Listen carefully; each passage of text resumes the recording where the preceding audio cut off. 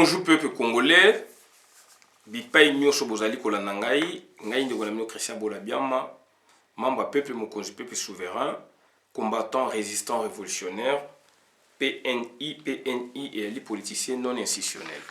Bandeko na ngai donc toye ko sala vidéo pona ko informer peuple na biso que tribalisme ezali ekomi na ezalaka mais ekomi exacerbé na Congo. C'est-à-dire tribalisme ezalaka, c'est-à-dire engi kolobake to nango ezalaki na se ba activer yango pona cause ya occupation ekomi exacerbé de komi aggravé na Congo. Et tozali komona yango à travers ba ministère ebele na Congo. On essaie un peu de faire le sondage. Tozali na bat na terrain et sondage oyo sali ezali kolakisa biso makambo ebele et surtout na pouvoir oyo Félix Antoine Tshilombo azui. Nous avons remarqué que ministre Kakonde, donc ministre intérieur et affaires coutumières, c'est un monsieur tribal. Azali mutu ya UDPS ba prenait batu donc le peuple d'abord, ba prenait batu donc la démocratie, ba prenait batu donc l'égalité des chances, ba prenait qui donc on a batu makambu ebele ba vertu donc ebele ya société. Mais tout moni et ça les lignes na pouvoir au bazan nango ya muyibi, donc c'est un vrai tribal. Donc Kakonde, ministre intérieur Kakonde tribal. Azali ko ça la promotion ya bandeko na ye, ya munoko na ye. Mboka yota mabongo te, bokolo bake Mobutu asalaka yango, oui, Mobutu asalaka yango, mais lelo Mobutu azali te. Mobutu asalaka yango donc yango Mobutu donc ba bengana ki. Mobutu asalaka yango, oui, Mobutu asalaka yango na ba secteur nini. Mais Mobutu asalaka yango to ko encourager te donc yango yo to salaka ba révolution. Yango révolution salamaki na lolingo et salamaki. Donc aujourd'hui, il y a résurgence, il y a tribalisme, il y a résurgence, il y a ethno dans l'administration, résurgence, il y a ethno dans l'armée et résurgence, il y a ethno dans donc, la police congolaise. Et bandeko nanga ça saute aux yeux. Nazali ko senga na ministre Kakonde, ministre ya UDPS, oazali na gouvernement na bokoloba na ngai o bokoloba mengai na koloba oyo nga na yebi puisque l'été tamo na bongote. L'été tamo na bongote parce que ministre Kakonde étant tribal azali na police ko tia batu oya ye ya munoko na ye donc batu oyo ye entre guillemets bandeko na ye na poste oyo sengeli donc azali ko promouvoir bango alors que armée na police donc ekoki kozala bongo te puisque ezali ba corps oyo ezali ko batela mboka ezali ba corps oyo ezali ko sunga donc c'est-à-dire peuple pona donc bazala donc na nzela malamu bazala protéger bazala sécuriser. Mais ministre Kakonde donc on a évité azali ko joa instruction na nani na wapi donc ça dit c'est comme s'il y a un truc de préparé. C'est comme s'il y a un truc de concocté déjà ezalaka. Donc, na moment où c'est ce que nous voyons dans la police. C'est ce que nous voyons donc dans le ministère intérieur. C'est ce que nous voyons donc dans l'administration pour ne pas citer d'autres administrations. Donc, bandeko nanga tozu ba rapport. Toza ko sala biloko toza ba na terrain tozu ba rapport. Toza ko senga na ministre Kakonde atika tribalisme. Toza ko senga na ministre Kakonde atika régionalisme. Tout ça, c'est le ministre Kakonde azala supra-tribal, supra-régional, provincial ou province ou région. Donc, azala likolo, azala donc national. Quel qu'en soit les problèmes. Puisque Mbokana nous est occupé. Bino na kati kuna bakomi ko sala donc tribalisme ethno-police. Ethno-police c'est donc police ethnique, mono-ethnique. Donc, c'est-à-dire, bandeko nangai, nakoloba yango, je m'en fous de Mobutu. Mobutu n'est plus là, puisque to silika ki yo ganga ye kuna ganga ki. Bangala nyos tout te mutu bazalaki na DSP. Bangala nyos tout te bazalaki na ba poste ya minene régalien donc ya mboka. Donc je m'en fous, je dois le dire, puisque ngana zali wana sa pédagogie politique. so na lobi yango te mutu akoloba ngo aza te yango nazali koloba donc c'est-à-dire donc tokotobola bouton place ezali mpona donc buzoba wana donc eyebana na bato. Donc ministre Kankonde c'est donc un vrai tribaliste.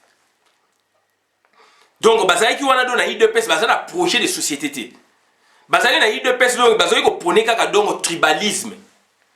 Et bah yes qu'on a pouvoir balakisi yango Félix a sali yango na niveau ya likolo kuna et azo sala yango partout et Kankonde azali wana ba check spécifiquement. Or Kankonde yende il faut siko na politique ya zana yango normalement soki bazali na pouvoir. Donc il fallait donc na construction et gouvernement bango donc il fallait pas demander ministère il y a décentralisation et réforme institutionnelle. Là ce sont des attributs il y a ministère intérieur. De bazo koka Roubert te Roubert azali wana ye azali ko sala boye ye azali ko sala boye alors Roubert azali wana na kata terrain. Ministère intérieur donc c'est un grand ministère. Na ba poto c'est le grand ministère. C'est l'État. C'est Dieu même, c'est Dieu. Ministère de l'intérêt, c'est Dieu. N'expliquons la théorie, mon chouchou. N'expliquons la théorie, donc, l'explication donc anthropologique. Explication donc anthropologique. Il y a donc fondateur et anthropologie du droit, Michel Alliot, Alobayango. Sur la greffe étatique, sur le terme en internet, beaucoup de article Nezali.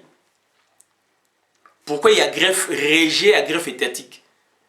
Puisque africain dans son essence, donc on s'est retrouvé dans l'état pour naïe, il y a des blocs qu'on a été, bah il faut greffer en gros. Et donc on s'est dit africain, ça qui n'a beaucoup qu'on a il y avait de Dieu, donc il y avait des spiritualités. Spiritualité, il y a côté Mbisi, spiritualité, il y a côté Mabélé, spiritualité côté donc c'est-à-dire Mabélé, forêt, Mbisi, Boé. Il y avait plusieurs spiritualités de c'était, il y avait plusieurs dieux. Donc, c'est-à-dire tout ça, ça se repose sur la terre, sur donc c'est-à-dire le territoire. C'est ça Dieu. Dieu donc l'État, bah ça qui l'État na image yanzambe, bah recentrer biloko nyonso ba bengi l'État. Donc il y a un guide, un homme politique, yende mutu a simbi l'État et c'est-à-dire na katinaye donc la distribution et la répartition va pouvoir. Donc l'État c'est donc le ministère intérieur. Puisque sans la terre donc il n'y a pas de pouvoir. Sans le foncier il n'y a pas de pouvoir. Pouvoir partout même na poto. Macron Azali posé réplique par rapport à quoi? Par rapport à la population, oui, mais par rapport à la terre. Par rapport au territoire. Territoire n'est pas bien en terre, le foncier. Sans ma belé, donc vous ne valez plus rien. Yangona ta ba roboto bino ma belé donc bo comme ba umbu. Yangona nazali ko ba donc Gilbert Kakonde azali ministère intérieur, mais regardez ce qui se passe na ouest. Regardez ce qui se passe na est. Na boudi dia Congo ba bomi batu na ba Congo. Na Bandundu ba bomi batu. Na Kinshasa insécurité ezali kozala. Na butu bokoyi ko tambola te. Na butu bokoyi tambola te puisque do patrouille moko salamaka ça n'a rien à voir na ministère intérieur ya Gilbert Kakonde. Na ba tribaliste ne azotoni ça partout. Bato bazame ba incapable vis-à-vis donc na ba troupe mususu o ezali ko patrouiller Kinshasa ou Congo na butu. Ba troupe wana eza banani donc ezali donc ba ezali ambassadeur ya Tanzanie na Congo, ambassadeur ya Rwanda na Congo. Hippolyte Kanambe a bengisi bango expressement. Asali demande ba pays wana sko ba tindi bango et bo accréditer bango, muto accréditer bango c'est qui? Oya suka donc ya ministère donc ambassadeur ya Rwanda c'est qui? C'est Félix. Sur demande, pardon, il y a Hippolyte Kanambe. Na butu bato ba ça ba bouclage, bako bazo ko kanga batu. Na butu. Et Gilbert Kakonde nazali wapi? Vous avez comme ça marche, il n'y a pas eu fusion de sang, il n'y a pas eu c'est ça. Mais au-delà de la marche, makamezali mabe na kata Congo. Ministère de la décentralisation et réforme institutionnelle, il fait coup faillir Gilbert Kakonde fa bomayango. Est-ce que ça a pouvoir au bomango? Félix Ato Chilo Mazalio il faut bomango. Est-ce que ça a pouvoir au bomango? Ministère intérieur nde yangwana. Décentralisation et réforme institutionnelle. Décentralisation et réforme institutionnelle, ça qu'on s'est reposé sur quoi? Sur le foncier. bitumba ezali kuna baolinga babotola mabele na biso heureusement bandeko na biso bazali kuna baboyi. Voilà, sur le foncier. Et donc bozali na corps oyo ezali pour surveiller les autres, l'armée, la police et armée police donc beaucoup sont tribal. Gilbert Kakonde a une politique moko donc ya ko tribaliser de même police. J'insiste, je vais le débat. Mobutu, oui. Mobutu aza sous-souté. Je m'en fous. Mobutu aza sous-souté. Tokoloba makamwana lelo. Mobutu azali sous-souté, mais Mobutu a salaki DSP. Nakata DSP, il y avait 3 ceintures. Première ceinture, il y a qui bangwandi, bandekonaye ya munoko moko. Deuxième ceinture, il y a qui donc les autres équatoriens. Troisième ceinture, c'était tout le monde. C'était tout le monde. Et puis armée zali. Et Mobutu n'a pouvoir politique. Atikaki donc bikolo mususu donc s'approprier na pouvoir ya Congo. Voilà. Côté politique atikaki mais ya kanga min côté d'esprit. Akanga min côté d'esprit. Mais makambo ezo sama siko na Congo lelo do bandeko na ezali impensable. Ezali impensable. Mobutu avait ses erreurs mais Mobutu donc ça dit il avait unifié le pays. Il avait unifié le pays, pacifié le pays. Et Félix n'a Gilbert Kakonde bazo une bataille de paix. Oyo bino boko mona ke bazalaki mayele bazalaki pemela papa Tshisekedi donné papa Tshisekedi nde ayaki sava ya politique à Congo o papa Tshisekedi aussi asaki be erreur monumentale asa mutu.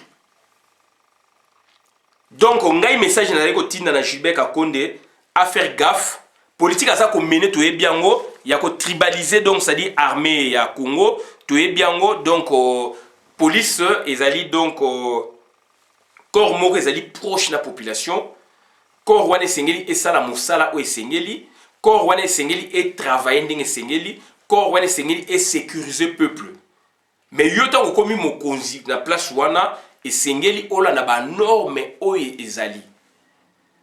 Donc la formation la plupart boza ko tinda donc batu ekolo na bino.